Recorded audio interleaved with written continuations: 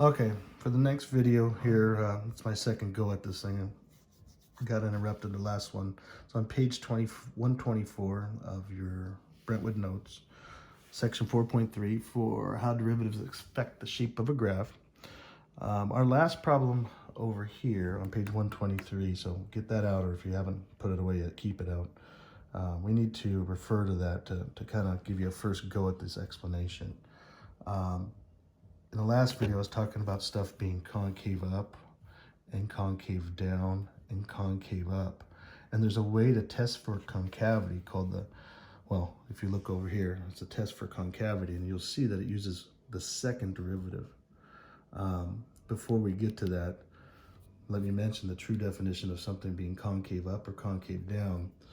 You can see I already kind of wrote them in there with a little happy face. This is always concave up. And what the definition will say here is if the slope of the tangent line always lies below the graph, notice my slope or my tangent line is always underneath it.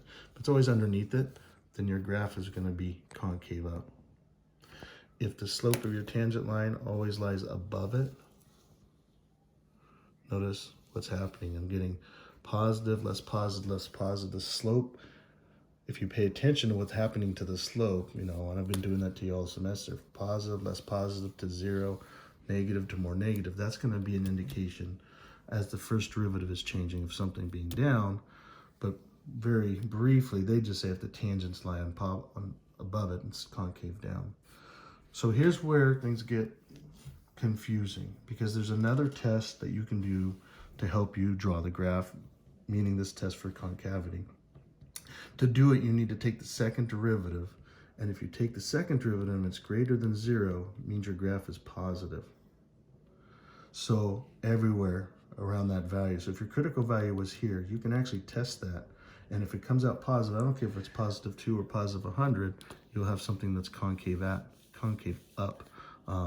at that value. Likewise, if your second derivative, is less than 0 or negative, then you're going to have a graph that's concave down. Now, just for an example, if I come look over here, we talked about this again in the last example. This was concave up till around to here, which was what I was guessing. Notice the tangent line's underneath it the whole way until this point-ish, where then it comes on top, which is why it's concave down. What I like to think of is that the slope is getting negative, less negative, less negative, 0, more positive, more positive. And if that happens, then I have something that's concave up. Likewise, at this value here, going from positive to less positive to less positive to 0, that's concave down, because my slope, my change, even though the slope is positive, is getting negative. So what would happen if I were to plug in any value in here into the second derivative, it would show me that it's negative and it'd be concave down. Okay, so what does all that mean? Now I'm just going back to that same problem. The original function was this, the first derivative was this. And if you remember, we found our original critical values, or something's happening going on at those points, set it equal to 0, and it was 1 and negative 1, if you remember, which was here in the graph. We found this was a minimum or an absolute minimum because we used the first derivative test from over here. Do you need me to make it straight?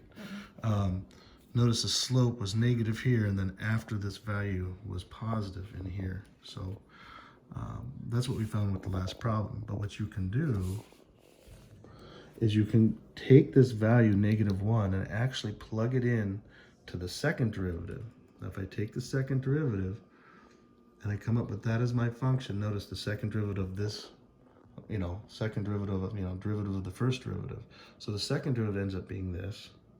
And if I plug in that critical value at negative 1, again, I already know it's a minimum, but this is how you can prove it an alternate way using what they call the second derivative test. If I plug negative 1 in, all these values come through and I end up with a positive 48. Now notice, because I don't care about the 48 so much, because it's positive, at negative 1, my graph will be concave up and look like this, like a bowl at that value. Now, sometimes you can plug it in and nothing will happen. So if I plugged in 1, for instance, and I plugged in f at 1, I don't know if you can follow this along with how fast I'm writing this stuff down, but the second derivative here, if I plug in 1 there, and let's just do it up here, f at double prime at 1, you'd have 36 times 1 squared minus 24 times 1 minus 12. And so what happens is this is going to be 36 minus 24 minus 12, and that's going to equal 0. So when your second derivative equals 0, there's an issue. It really doesn't tell you what's going on. It's inconclusive. So it means something's going on, but you don't know quite what. So what you can do if you want to use your second derivative, again, this was the critical value at 1. You can plug it in at 1. And if I were to plug in 2 into my second derivative here, you're just gonna have to trust me on this one, and we'll do a problem in the next video. When I plug in 2, my answer will come out positive something. And that'll mean that my graph here will be concave up. What'll happen, again, we knew to look because my value is 0, it doesn't say much. So you don't know, it's inconclusive, incomplete.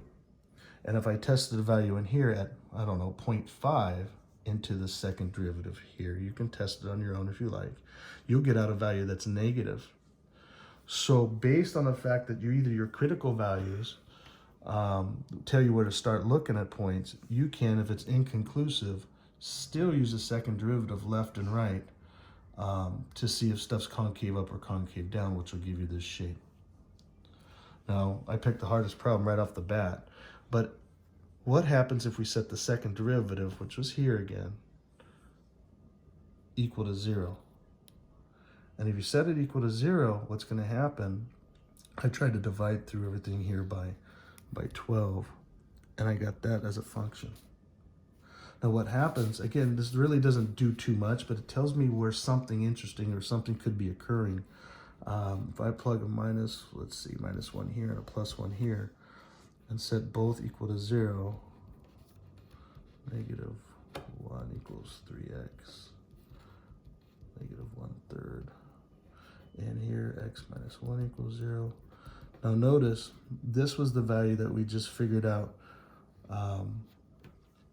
was actually back on this other graph. Thank you, Brianna, she's my photographer. That was here where this was changing from concave down to concave up. Now, we haven't got it to in the notes yet, but it's called a point of inflection if that ever happens. If you ever go from concave down to concave up, it's an inflection point, and I'll label that on the next problem.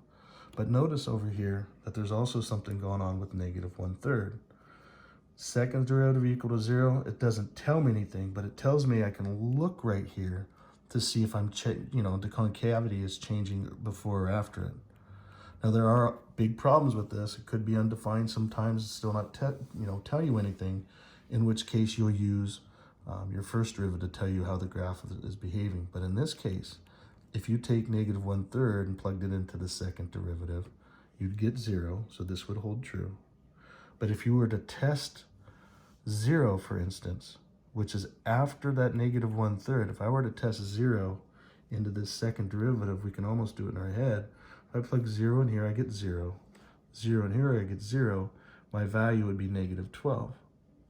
So at 0, right here, because my second derivative, if I plug it into the second derivative is negative, I just had something concave down, and you'll just have to trust me at this point. If I test the x value over here of negative 0.5 into the second derivative, it would be positive.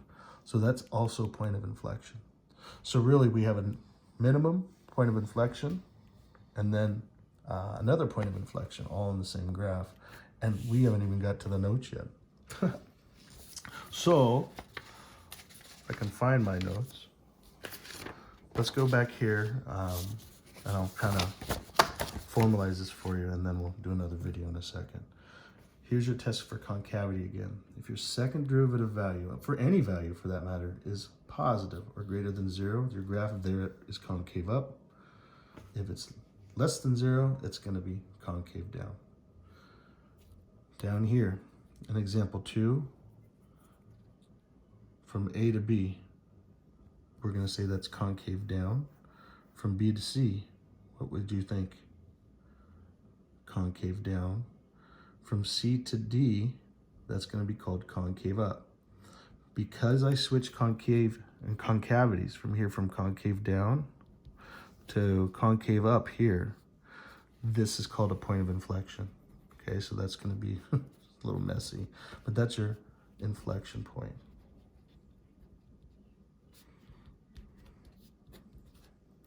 Again, this is going from concave up to concave down, so that's also defined to be a inflection point. At the top here, concave down to concave down, that just makes it a max, or in this case an absolute max and a local max. And notice I'm changing concavity from concave down to concave up. That's going to be an inflection point, so it's there as well. True definition of an inflection point is right above this graph that I kind of glazed over briefly.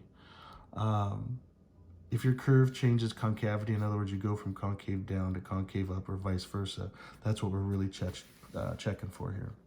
And one way to do it, I'm not guaranteeing anything, it doesn't really tell you anything, but you can always set that second derivative equal to 0, just to see if something could be occurring before or after whatever value comes out. Next video, do next page.